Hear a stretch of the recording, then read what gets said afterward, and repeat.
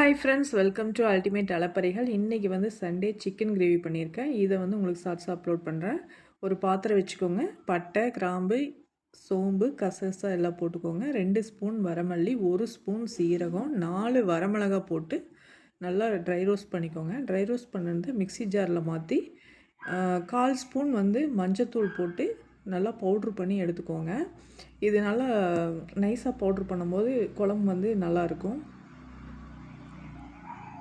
மறுபடியும் பாத்திரத்தில் வந்து ஆயில் விட்டு ஒரு தக்காளி, ஒரு கைப்பிடி அளவு 2 கைப்பிடி அளவு நான் வெங்காயம் போட்டிருக்கேன். சின்ன வெங்காயம் தான் போட்டுக்கோங்க. எனக்கு சின்ன வெங்காயம் இல்லாதனால நான் பெரிய வெங்காயம் க்யூப்ஸாக கட் பண்ணி போட்டிருக்கேன். 2 பல் பூண்டு போட்டு நல்லா வதக்கி விட்டுக்கலாம். நல்லா வதங்கி வரட்டும். அதுக்குள்ளே இவர் சத்தம் போட்டார். இவர் பேர் டைகர். நல்லா இருக்கானான்னு சொல்லுங்கள். ஆல்மோஸ்ட் பாதி வதங்கி வந்துருச்சு. வதங்கினதுக்கப்புறம் நம்ம வந்து முழுசாக வதங்கினதுக்கப்புறம் எடுத்து மிக்சி ஜாரில் போட்டுக்கலாம்.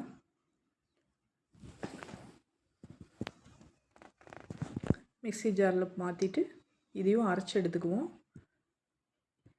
பாத்திரத்தில் எண்ணெய் ஊற்றிக்கலாம். சோம்பு கொஞ்சம் போட்டுக்கலாம். வெங்காயம் பொடி பொடியாக கட் பண்ணி ஒரு 3 வெங்காயம் போட்டிருக்கேன். கருவேப்பிலை கொஞ்சம் போட்டுக்கலாம். பச்சை மிளகாய் 2 போட்டுக்கலாம்.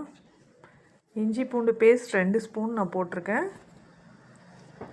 நல்லா வதக்கிக்கோங்க. பச்சை வாசம் போகிற அளவுக்கு வதக்கிக்கோங்க. தக்காளி வந்து 2 தக்காளி கட் பண்ணி போட்டிருக்கேன். சிக்கனை கழுவி அதையும் போட்டுக்கலாம். நல்லா வதக்கி விட்டுக்கலாம். தண்ணி வர அளவுக்கு வதங்கி விடணும். உப்பு கொஞ்சம் போட்டுக்கலாம். சிக்கன் மசாலா 1 ஸ்பூன் போட்டுக்கலாம்.